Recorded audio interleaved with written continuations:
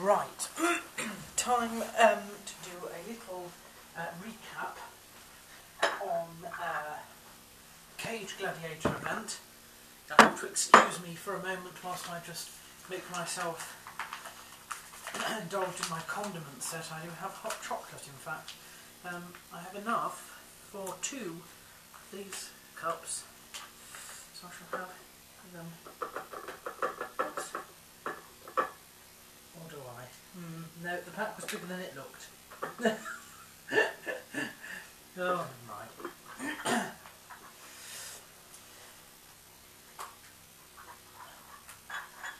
Set that boiling.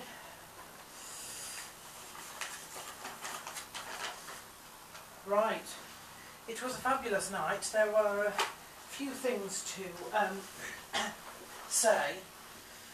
First, they've recently installed a cage door because before tonight, Cage Gladiators had a ring where, in order to get into the cage, the whole side, in fact, of the cage, at the bottom of the ramp, came off on a hinge, obviously. Not ideal, because obviously you've got then a full side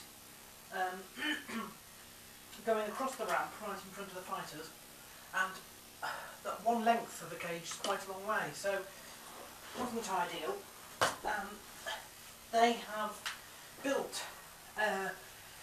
same cage, but they built a door into it, which is fantastic, and it means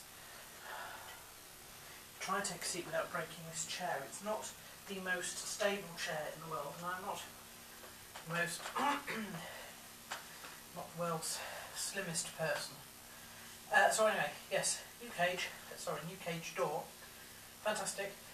The other big thing to comment is that due to the Wall Street wobble, the knock-on effects of that have affected ITV, and they are the most recent business to have suffered greatly.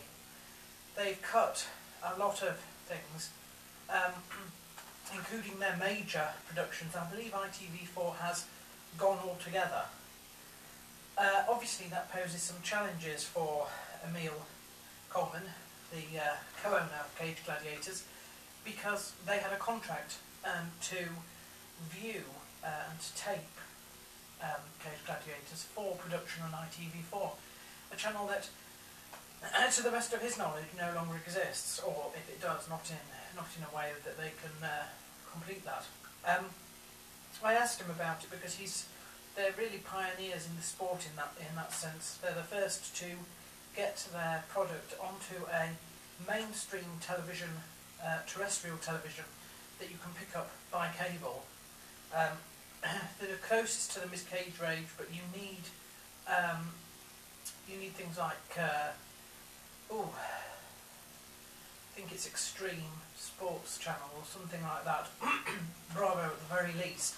Those are additional packages on most Sky, and of course UFC on Setanta. So they were pioneers. He said it was actually quite a crippling financial contract, and although it was good whilst it lasted, they are not mourning the fact that their productions will no longer be aired.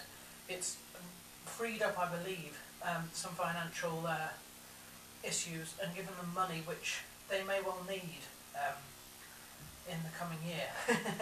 Obviously they're not a fledgling production, but they are not big, and these are sort of very large financial waves that are sort of crashing on the shores of Europe at the moment. So they,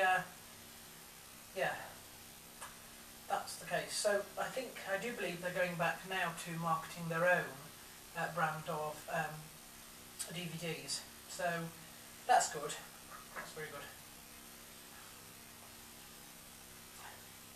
I sat down with Emil Coleman at the end of Cage Gladiators, and we had quite a long discussion about him being in $1 Million Traders, which was a 3-part series that went on. Now that was BBC 2, BBC 1, it was something like that. It was quite a that was on one of the main terrestrial channels that everybody gets, regardless of cable. So that brought light to his to MMA and to Cage Gladiators and his institution, which was fantastic. I didn't record it because I thought it was just nice to be able to sit down and talk without it sort of all being on record. He was able to answer a few of my questions that will help me when I come to writing about it for MMA Hit Pit, my write-up. But I've been to Cage Gladiators enough to know now that I don't need to get things on film quite the same way I did at the start to show that I've sort of been there. I've got that sort of relationship now with Emil where we can sit down and we can just talk rather than having to sort of interview in quite a formal style for YouTube. In fact, he was quite shy at the end when I needed to take a photo, so...